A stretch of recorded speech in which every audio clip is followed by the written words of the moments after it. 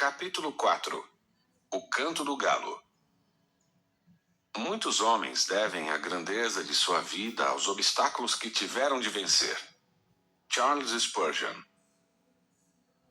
O agir de Deus é invisível aos nossos olhos. Está além da compreensão da nossa mente. A multiforme sabedoria divina sempre traz surpresas, não somente a nós, mas também ao adversário da nossa alma. É lógico que, de acordo com o que a palavra afirma claramente sobre o próprio Deus, ou acerca do reino e seus princípios, não devemos esperar mudanças ou surpresas. Por exemplo, se lemos na Bíblia que a salvação é pela graça mediante a fé, não há perigo de que o Senhor mude de ideia e anule o que está escrito. Quando falamos de um agir imprevisível, referimos-nos às coisas das quais as Escrituras não falam claramente sobre como Deus agirá. Há assuntos com os quais sabemos que Deus tem um compromisso de agir porque Ele o prometeu. A questão não é se Ele agirá ou não, pois sabemos que Ele certamente agirá. A questão é como Ele o fará, e não há como prever isso. Entretanto, de acordo com essa visão de um agir invisível aos olhos humanos, a palavra de Deus revela princípios sobre os quais podemos estar certos de que se manifestarão na nossa vida. Quando nos rebelamos, o Senhor aplica o seu tratamento em nós. Quando nos ensoberbecemos, Ele também aplica o seu tratamento em nós. Em algumas circunstâncias, a ação divina poderá mostrar-se um tanto quanto misteriosa. Gerações anteriores à nossa costumavam atribuir a Deus todas as coisas. Recentemente, Deus levantou muitos mestres e profetas que contribuíram com o corpo de Cristo, trazendo luz com relação a muitos princípios mal compreendidos. Assim, podemos ver que, muitas vezes, o diabo age em vidas não por uma permissão divina, mas por uma autorização da própria pessoa, quebrando princípios espirituais e dando assim lugar ao maligno. Contudo, em meio a tantos princípios que vieram à luz, começamos a ir para o outro extremo. Consequentemente, outra figura distorcida de Deus começou a ser proclamada, como se o amor dele fosse posto em dúvida ao permitir que passemos por provas e tribulações. Antes, tudo parecia vir de Deus. Agora, tudo parece vir do diabo. No entanto, a grande verdade é que os nossos valores são tremendamente materialistas e corrompidos. E nunca conseguimos ver os valores interiores de caráter que precisam ser formados em nós. Contudo, se essa formação de caráter nos custar perdas materiais, podemos ter a certeza de que Deus não só aprovará, mas também verá benefícios nisso. Há momentos em que o Senhor quer que saibamos que não somos tudo o que pensamos ser. A nossa autossuficiência e a nossa soberba impedem a ação de Deus em nós e por meio de nós. Mas, quando estamos em situações de perigo, em razão desses sentimentos enganosos e ocultos da nossa alma, podemos ter a certeza de algo: o Senhor aplicará o seu tratamento em nós. O título deste capítulo é uma referência à maneira pela qual Deus aplicou o seu tratamento em Pedro, na ocasião em que ele negou Cristo e o galo cantou. Examinemos agora a vida desse apóstolo para aprendermos com ele acerca disso. Os discípulos eram homens falhos. Tiago, irmão do Senhor, escreveu acerca do profeta Elias, um dos maiores vultos do Antigo Testamento. Elias era um homem semelhante a nós, sujeito aos mesmos sentimentos. Tiago 5:17. Outra versão diz que ele era sujeito às mesmas paixões. A tradução de J.B. Phillips diz que ele era alguém tão humano quanto nós. Isso deixa bem claro como foram os homens que Deus usou muito em toda a história. Frágeis, falhos, suscetíveis à tentação, limitados em si mesmos. Não eram os super-heróis ou semideuses que pintamos na nossa imaginação. Cada um deles foi usado por Deus por dispor-se, anular-se e deixar ser tratado. Entre os 12 apóstolos de Jesus havia muitas coisas humanas. falhas na alma e no caráter que precisavam ser corrigidas. O sentimento de terem sido os escolhidos no Messias certamente afetou cada um deles. A honra de terem a constante companhia e intimidade de Jesus, de verem seus milagres e também de serem usados por Deus para a operação de maravilhas, torna-se uma poderosa descarga em cima do ego de qualquer um. Inicialmente, eles ainda não sabiam como lidar com isso. A sensação de grandeza e superioridade penetrou o interior deles. Isso pode ser claramente visto em alguns episódios narrados nos evangelhos. Em determinada ocasião, 2 deles, sem ainda entenderem a natureza do reino que Jesus estava proclamando, quiseram tornar-se os 2 homens mais influentes depois de Jesus em seu reinado. Veja o que diz a palavra de Deus em Marcos 10, 35 a 41. Então se aproximaram dele Tiago e João, filhos de Zebedeu, dizendo-lhe: Mestre, queremos que nos conceda o que te vamos pedir. E ele lhes perguntou: Que quereis que vos faça? Responderam-lhe: Permite-nos que, na tua glória, nos assentemos um à tua direita e o outro à tua esquerda. Mas Jesus lhes disse: Não sabeis o que pedis. Podeis vós beber o cálice que eu bebo? Ou receber o batismo com que eu sou batizado? Disseram-lhe: Podemos. Tornou-lhes Jesus: Bebereis do cálice que eu bebo e recebereis o batismo com que eu sou batizado. Quanto, porém, ao assentar-se à minha direita ou à minha esquerda, não me compete concedê-lo, porque é para aqueles a quem está preparado. Ouvindo isto, indignaram-se os 10 contra Tiago e João. Marcos 10, 35 a 41. Observe que os outros 10 indignaram-se contra Tiago e João, não por aceitarem o que Jesus havia falado a eles, mas porque cada um deles também estava tomado do mesmo sentimento egocêntrico e soberbo. O restante da narrativa de Marcos mostra que Cristo teve que chamá-los para junto de si e estabelecer a ótica correta quanto ao ministério, que é baseada no serviço, não na posição. Veja o que diz Marcos 10, 42 a 45. Mas Jesus, chamando-os para junto de si, disse-lhes: Sabeis que os que são considerados governadores dos povos têm-nos sob seu domínio, e sobre eles os seus maiores exercem autoridade. Mas entre vós não é assim. Pelo contrário, quem quiser tornar-se grande entre vós, será esse o que vos sirva. E quem quiser ser o primeiro entre vós, será servo de todos. Pois o próprio Filho do Homem não veio para ser servido, mas para servir, e dar a sua vida em resgate por muitos. Marcos 10, 42 a 45.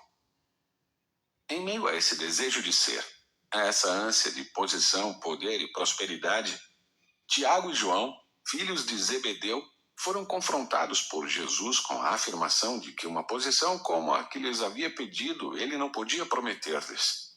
Mas beber do seu cálice, e isso fala de sofrimento, era algo que eles podiam ter a certeza de que experimentariam. Nos nossos dias, estimulamos muito a busca de poder e prosperidade, como se isso fosse a coisa mais importante que o cristão pudesse vir a experimentar. Mas Deus está levantando seus profetas para declarar que Ele espera que bebamos o cálice das provações e saiamos não só como vencedores no final delas, mas também transformados por meio do seu tratamento conosco. Assim como o ouro provado no fogo torna-se mais puro sob o tratamento de Deus em meio às adversidades e crises externas e internas, também somos aperfeiçoados. E isso faz parte do agir divino. Até essa hora, contudo, os discípulos que Jesus escolhera ainda não haviam sido transformados interiormente nesse sentido. O curioso é que o próprio evangelista Marcos relata no capítulo anterior que tal problema já havia se manifestado no meio dos 12, que Jesus, por sua vez, também já havia chamado a atenção deles, ensinando-lhes os conceitos corretos. Contudo, eles só haviam ouvido o Senhor, mas não haviam aprendido. Veja o que diz Marcos 9, 33 a 35. Tendo eles partido para Cafarnaum, estando ele em casa, interrogou os discípulos: De que é que discorreis pelo caminho? Mas eles guardaram silêncio, porque pelo caminho haviam discutido entre si sobre quem era o maior. E ele, assentando-se, chamou os 12 e lhes disse: Se alguém quer ser o primeiro, será o último e servo de todos. Marcos 9, 33 a 35. Lucas também mostra esse tipo de sentimento entre os apóstolos. Veja o que diz Lucas 22, 24. Suscitaram também entre si uma discussão sobre qual deles parecia ser o maior. Lucas 22, 24. O que precisamos notar é que esse sentimento de grandeza entre eles era algo que cada um já carregava dentro de si quando Jesus os chamou, mas que certamente só se manifestaria depois. Tente imaginar-se no lugar de Pedro, na pesca milagrosa. E imagine só que história de pescador isso não daria. Coloque-se no lugar dele e tente imaginar-se andando sobre as águas, que foi algo que até então ninguém havia ouvido que um ser humano fizera. E o que não dizer da multiplicação de pães, das curas, libertações e de tantos outros milagres. Contudo, não era só isso. Eles eram os escolhidos do Messias e estavam sendo preparados para uma tarefa ainda maior. O coração de cada um deles começou a ensoberbecer-se, e eles começaram a pensar de si mesmos mais do que realmente eram.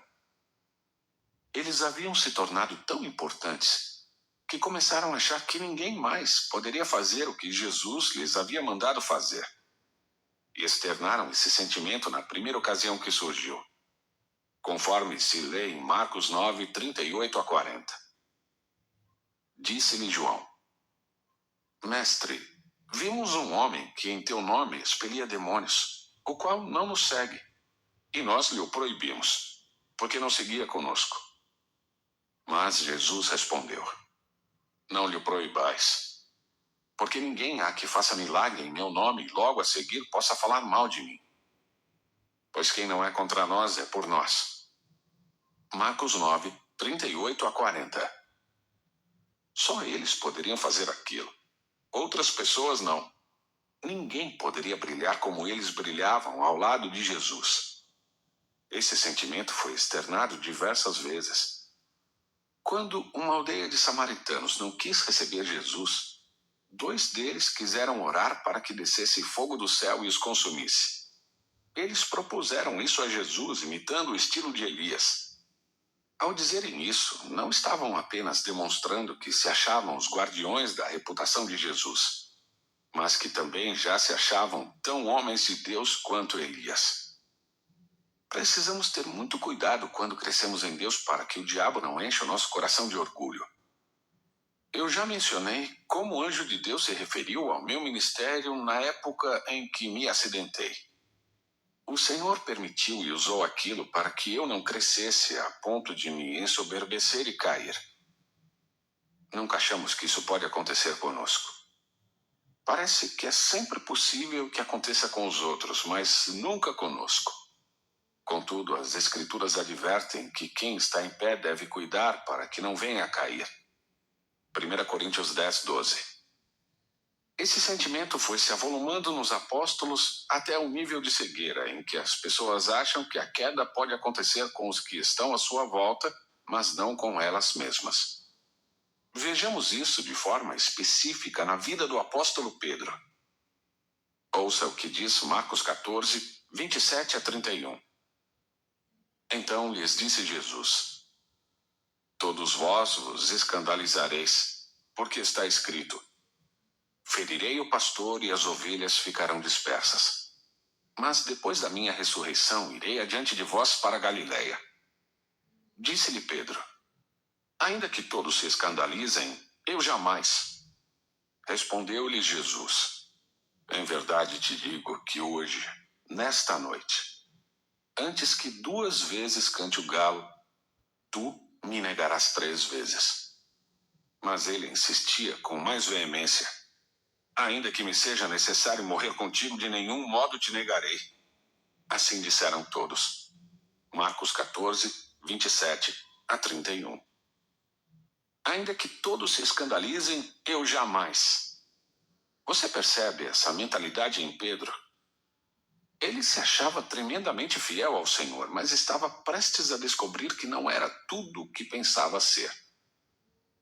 Embora o nosso enfoque esteja em Pedro, que se achou melhor que os outros, note que cada um deles também disse que, se preciso fosse, morreria com Jesus. Eles realmente acreditavam em sua espiritualidade e fidelidade. Contudo, quando Cristo foi preso, todos eles fugiram. Marcos 14, 50. Nenhum deles ficou por perto. Veja o que diz Marcos 14, 54. Pedro seguira-o de longe até o interior do pátio do sumo sacerdote e estava sentado entre os serventuários, aquentando-se ao fogo. Marcos 14, 54. Mesmo não abandonando completamente Jesus, Pedro permaneceu à distância, de onde ele poderia não somente satisfazer a sua curiosidade com relação ao que ocorreria, mas ao mesmo tempo também salvar a própria pele. E foi esse distanciamento que o levou ao passo seguinte, que já havia sido profetizado pelo Mestre: negar Jesus 3 vezes. Escute o que diz Marcos 14, 66-72. Estando Pedro embaixo no pátio, veio uma das criadas do sumo sacerdote e, vendo a Pedro que se aquentava, fixou-o e disse: tu também estavas com Jesus o Nazareno. Mas ele o negou, dizendo: não o conheço, nem compreendo o que dizes. E saiu para o alpendre. E o galo cantou. E a criada, vendo, tornou a dizer aos circunstantes: este é um deles. Mas ele outra vez o negou. E pouco depois os que ali estavam disseram a Pedro: verdadeiramente és um deles, porque também tu és galileu. Ele, porém, começou a praguejar e a jurar: não conheço esse homem de quem falais. E logo cantou o galo pela segunda vez. Então Pedro se lembrou da palavra que Jesus lhe dissera: antes que 2 vezes cante o galo, tu me negarás 3 vezes. E caindo em si, desatou a chorar. Marcos 14, 66-72. Mateus, em seu evangelho, nos dá o detalhe de que o apóstolo Pedro chorou amargamente. Já o evangelista Marcos enfatiza que ele rompeu em prantos assim que caiu em si. Caindo em si. O fato de ele ter caído em si quando o galo cantou mostra que até então ele estava pelo menos um pouco fora de si. O nosso coração muitas vezes nos engana, levando-nos a achar que somos mais do que realmente somos. Pedro havia fantasiado seu amor e fidelidade ao Senhor. Ele também havia construído um sentimento de grandeza própria, mas, de repente, tudo foi para o chão. Ele descobriu que não era tão forte assim. Descobriu também que havia uma grande distância entre o que ele achava que fosse e o que de fato ele era. É por isso que o Novo Testamento realmente enfatiza que devemos ser muito cuidadosos para não enganarmos a nós mesmos. O apóstolo Paulo declarou: digo a cada um dentre vós que não pense de si mesmo além do que convém. Antes, pense com moderação. Romanos 12, 3. Cada um de nós passará por momentos de crise semelhantes aos do apóstolo. As crises não são tão negativas quanto parecem. Na verdade, são grandemente positivas, pois moldam o nosso caráter. Curioso, porém, foi o fato de Jesus relacionar esse momento de límpida autoconsciência de Pedro com o canto do galo. E estou certo de uma coisa: não foi por coincidência que Jesus relacionou essas duas coisas. Tudo que foi escrito para o nosso ensino foi escrito. O canto do galo tem uma figura. Ele retrata um sinal, um alarme, um testemunho que nos faz cair em nós mesmos para vermos quem de fato somos. Note que é quando o galo canta que Pedro se lembra do que Jesus lhe dissera. Portanto, o canto do galo é algo que Deus usa para nos despertar e mostrar quem realmente somos. É o despertador de Deus.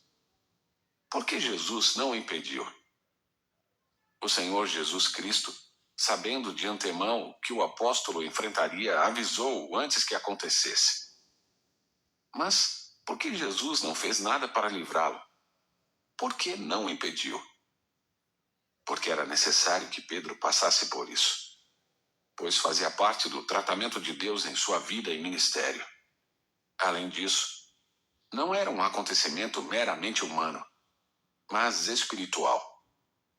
Lucas, o médico amado, registra este detalhe em Lucas 22, 31 a 34, que diz: Simão, Simão, eis que Satanás vos reclamou para vos peneirar como trigo. Eu, porém, roguei por ti, para que a tua fé não desfaleça. Tu, pois, quando te converteres, fortalece os teus irmãos. Ele, porém, respondeu: Senhor, estou pronto a ir contigo, tanto para a prisão como para a morte.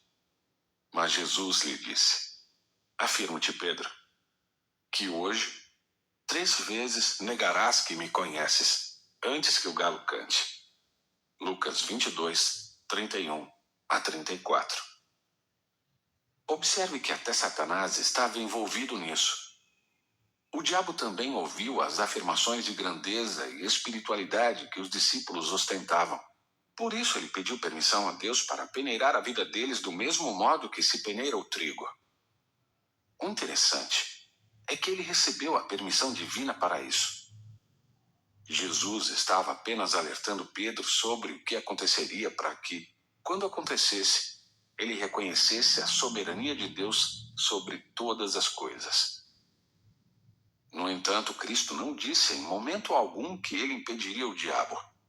Ao contrário, ele estava fortalecendo Pedro e dizendo que aquilo realmente aconteceria. Jesus não somente deixou de impedi-lo, mas também de ordenar que Pedro resistisse ao diabo. Nada lhe foi dito com relação a orar contra aquilo, a fazer guerra espiritual, tampouco a usar a sua autoridade espiritual, pois essa era uma ação maligna sob permissão divina. Era mais uma daquelas muitas vezes em que Deus faz que Satanás trabalhe para ele. Toda essa cena de perseguição a Jesus que ocorreu no jardim em que ele foi preso e tudo que se seguiu estavam sob ação maligna. A pressão das pessoas sobre Pedro, indagando se ele estava com Cristo, o próprio medo que ele sentiu e que deve ter sido incrementado por pensamentos sombrios, todos esses acontecimentos estavam sendo manipulados pelo adversário. O próprio Jesus declarou no jardim: Esta é a hora e o poder das trevas. Lucas 22, 53. Contudo, nada saiu e nunca sai da soberania de Deus, que sempre age por sua multiforme sabedoria. Embora Jesus não tenha impedido esse acontecimento, isso não significa que não houve uma intervenção sua. Ele mesmo declarou a Simão Pedro que ele havia orado e intercedido em seu favor. E deu a entender com isso que ele não apenas venceria a batalha, mas também que no final receberia o tratamento e a operação de Deus em sua vida. Quando te converteres, fortalece os teus irmãos. E foi exatamente isso que aconteceu. Há momentos em que não vemos o Senhor ao nosso lado. E essa sensação de estarmos sozinhos parece ocorrer justamente sob os mais intensos e violentos ataques das trevas. No entanto, podemos ter a certeza de que jamais seremos abandonados, pois Cristo intercede por nós. Quando Estevão estava sendo apedrejado, ele viu Jesus em pé à direita de Deus. O Senhor estava intercedendo por ele. E querendo que Estevão soubesse disso, para que essa certeza o fortalecesse. Foi também por isso que Cristo avisou Pedro que já havia orado antes, pois essa certeza nos fortalece em momentos de dificuldade. O Senhor nunca deixa de interceder por nós, nunca mesmo. Tenha certeza disto. Jesus avisou Simão Pedro que ele passaria por aquilo e não impediu o diabo, pois era necessário que Pedro passasse pela peneira. Com isso, Satanás queria derrubá-lo. Deus, no entanto, sabendo de antemão que esse fim não seria alcançado, permitiu que a peneira maligna viesse sobre o seu servo. Quando, porém, veio a peneira, o diabo acabou trabalhando para Deus, que permitiu que Pedro experimentasse um profundo quebrantamento e se despojasse da altivez e da grandeza que arruinariam o seu ministério. O nosso Deus é tremendo em sua forma de aplicar o seu tratamento a nós. Às vezes, as provações são mal compreendidas no meio eclesiástico. Alguns dizem que o Senhor nos prova para saber quem somos, mas não é verdade, pois Ele é onisciente, Ele sabe todas as coisas, mesmo antes que aconteçam. Então, por que Ele nos prova? Ele o faz para que nós saibamos quem realmente somos. Pedro foi provado para que ele descobrisse que não era tudo o que pensava ser. Deus já sabia disso. Nós também somos provados nesse sentido. No momento em que o galo canta em nossa vida e nos desperta, a nossa soberba e a nossa espiritualidade fingida caem por terra. É justamente em crises como essas que o quebrantamento de Deus vem e opera em nós. O canto do galo. Diversas situações podem enquadrar-se como sendo o canto do galo na nossa vida. Na verdade, todas as crises que nos levam a perceber que não somos tudo o que pensávamos ser podem ser vistas como esse alarme divino. Por exemplo, as nossas próprias decepções com nós mesmos por não atingirmos as metas, por tropeçarmos em áreas que já julgávamos resolvidas, por esfriarmos espiritualmente depois de um período de avivamento interior e assim por diante. Estabelecido o conceito genérico do que poderia ser o galo cantando na nossa vida, eu gostaria de deter-me num aspecto específico em que percebo que muitas pessoas se prendem sem entender o que está acontecendo, ou mesmo sem querer imaginar que poderia haver uma permissão divina para esse tipo de crise. Penso que esse é um dos cantos do galo, um dos alarmes que mais se repetem na vida dos cristãos. A angústia. Há diferentes tipos de angústia, mas refiro-me àquela para a qual normalmente não temos uma explicação, para a qual não conseguimos encontrar razão ou motivo para que se aloje em nós. Lembro-me de quando o pastor Francisco Gonçalves ministrou a nós nesse sentido pela primeira vez, e abriu os nossos olhos para vermos outra dimensão da angústia na vida do cristão. Isso aconteceu no ano seguinte ao do acidente que mencionei. Eu estava numa grande crise. Ele nos perguntou: o que é que vocês acham da dor? Ela é algo bom ou algo ruim? Todos nós concordamos que era algo ruim. Então ele declarou: se não fosse a dor, você colocaria o braço no fogo e só perceberia quando tudo o que restasse fosse do cotovelo para cima. Todos nós rimos e foi aí que ele acrescentou: a dor, na verdade, é um sinal de que alguma coisa em algum lugar não está bem e precisa ser tratada. A partir daí ele discorreu sobre a febre, não como sendo algo ruim, mas que, à semelhança da dor, faz parte do sistema de defesa do nosso organismo, e que também é um sinal de que alguma coisa em algum lugar não está bem e precisa ser tratada. Se não fosse a febre, o nosso corpo poderia apodrecer de tanta inflamação. Contudo, ela é um sinal de advertência para que sejamos tratados. Semelhantemente, o medo também pode ser visto por essa ótica. Se não fosse o medo, as crianças sairiam e colocariam o dedo em tudo que é buraco de bicho. O medo é um mecanismo de defesa e autopreservação. Há alguns sinais de advertência que Deus pôs em nós, e a angústia é um deles. Ela é um sinal de que alguma coisa em algum lugar não está bem e precisa ser tratada. Foi isso que Pedro sentiu naquela noite em que chorou amargamente.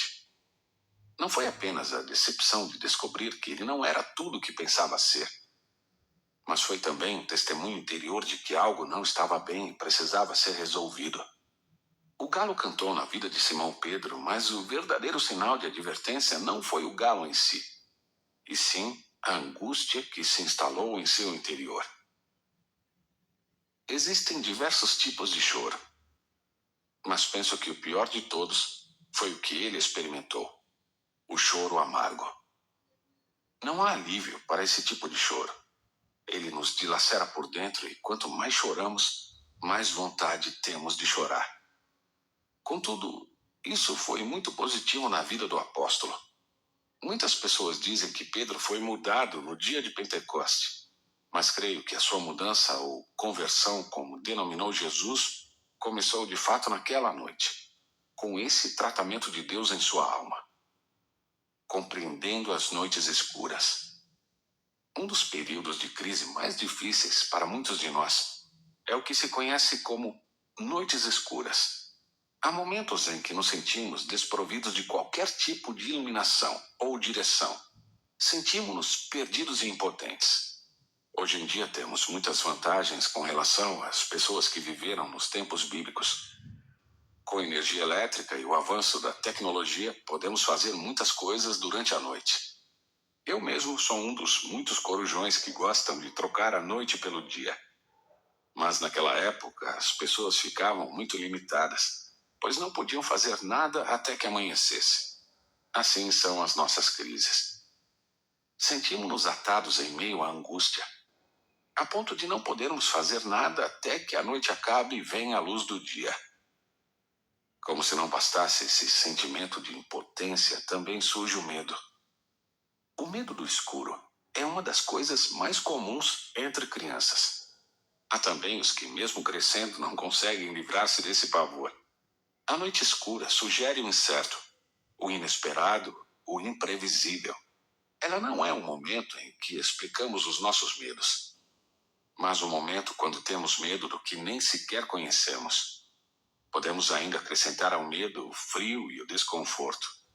Pedro sentiu isso naquela noite, pois ele foi se aquecer perto do fogo. É exatamente nessas circunstâncias que o galo cantará na nossa vida, pois é de noite que ele canta. Estamos vendo na noite o aspecto da escuridão, das trevas. Consideremos agora alguns princípios com relação às trevas. Em primeiro lugar, precisamos saber que há tesouros ocultos. Algumas versões traduzem Isaías 45:3 da seguinte forma: dar-te-ei os tesouros das trevas. Deus tem tesouros reservados para nós nesses momentos. Entre eles está o tratamento da nossa alma, que nessas horas se torna bastante vulnerável ao Senhor. A noite ou trevas foi criada por Deus. Às vezes, imaginamos as trevas como sendo algo estritamente maligno, mas as Escrituras afirmam que foi Deus quem criou as trevas. Isaías 45:7. Há alguns aspectos nelas que não têm nada de negativo. Um deles é que, no natural, as trevas são um momento de descanso que o Senhor deu aos homens. Quando estamos vivendo a crise das noites escuras, devemos nos conscientizar de que não é hora de tentar fazer nada, mas de simplesmente descansar no Senhor. As trevas também podem ser consideradas um lugar em que a vida está sendo gerada.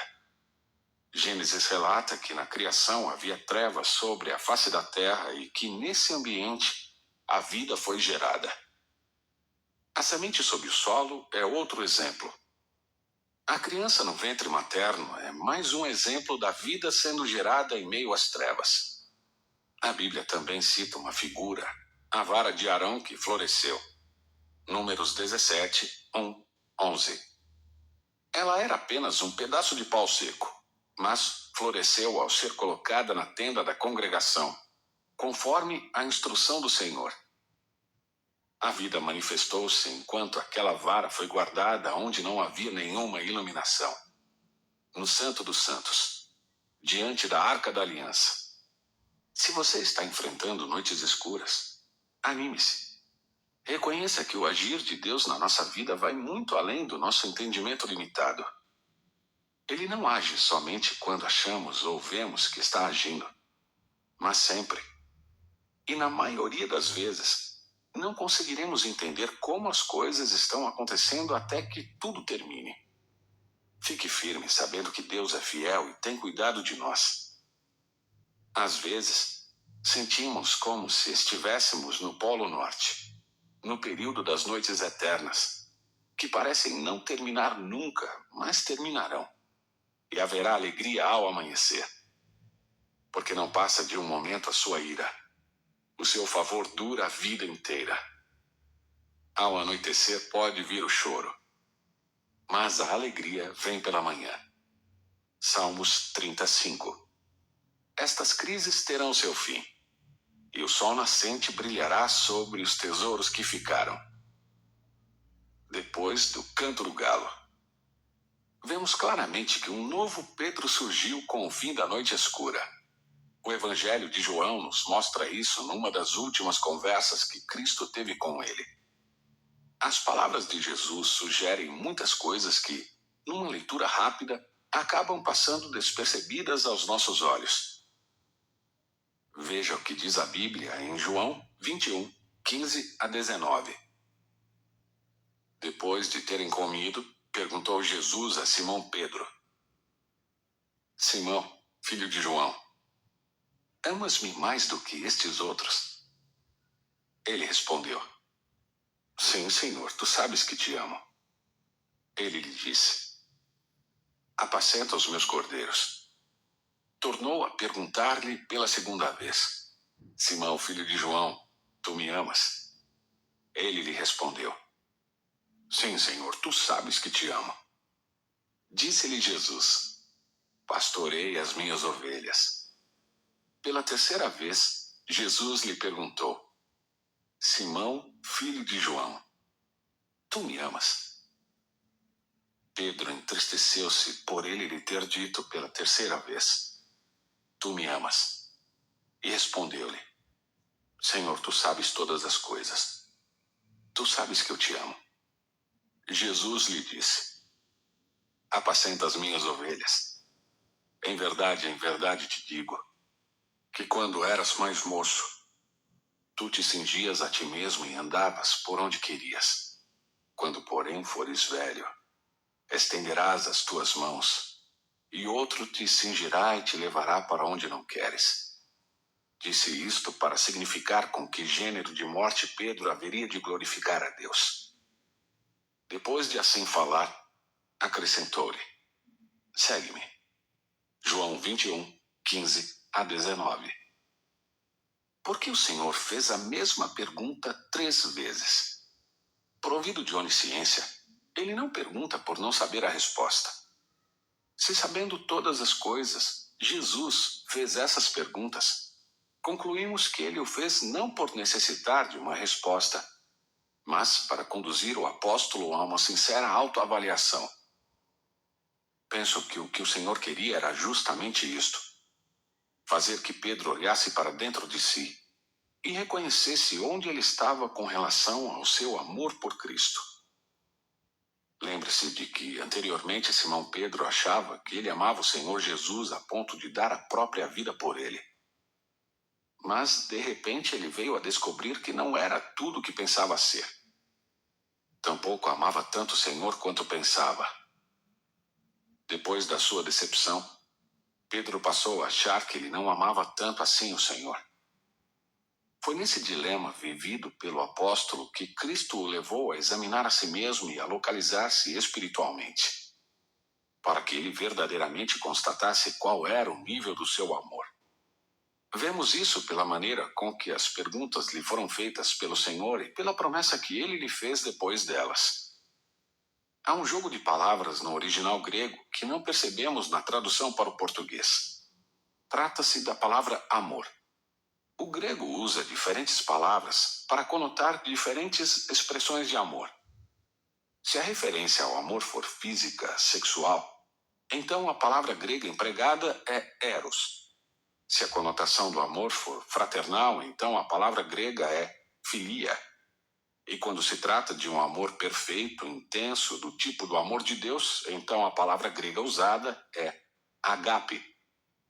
No português, não temos esse tipo de diferenças.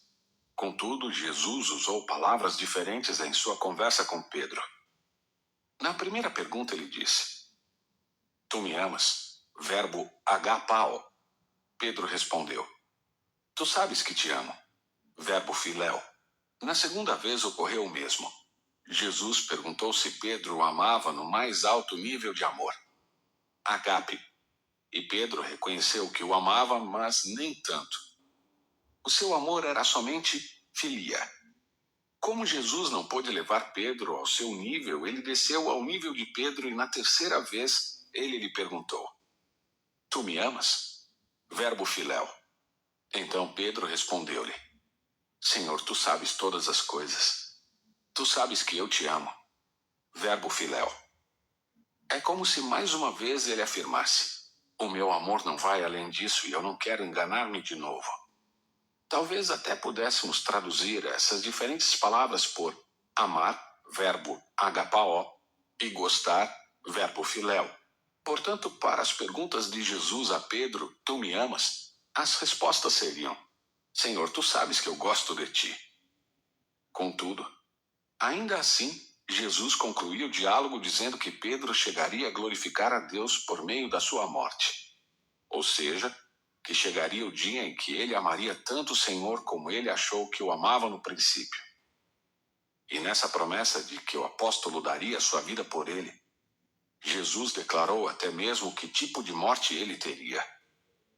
Pedro estenderia suas mãos, o que retratava um tipo de morte comum nos dias do Império Romano: a crucificação. A tradição diz que, quando o imperador Nero mandou crucificá-lo entre 64 e 67 DC, Pedro teria dito o seguinte: Não sou digno de morrer como meu Senhor. Em seguida, ele teria pedido que o crucificassem de cabeça para baixo. O que, se de fato ocorreu, foi uma demonstração de amor a Jesus Cristo ainda maior. Somente quando descobrimos que não somos tudo quanto pensamos e enxergamos as nossas fraquezas e vulnerabilidades, na maioria das vezes em meio às crises, é que Deus trabalha profundamente em nós. Esse é um tipo de ação de Deus que não vemos com os nossos olhos naturais. Quando estamos em meio a essas crises, normalmente não entendemos o que está acontecendo. Tampouco achamos que Deus possa estar agindo. Mas Ele sempre age em nós, mesmo quando não vemos nenhuma evidência do seu agir. Não restrinja o agir de Deus somente ao que você vê e compreende, mas permita que Ele seja o Senhor em sua vida. Confie nele em toda e qualquer circunstância, e saiba que, a seu tempo, tudo será esclarecido. E você descobrirá que foi aperfeiçoado, e também conduzido a um nível mais elevado de maturidade espiritual.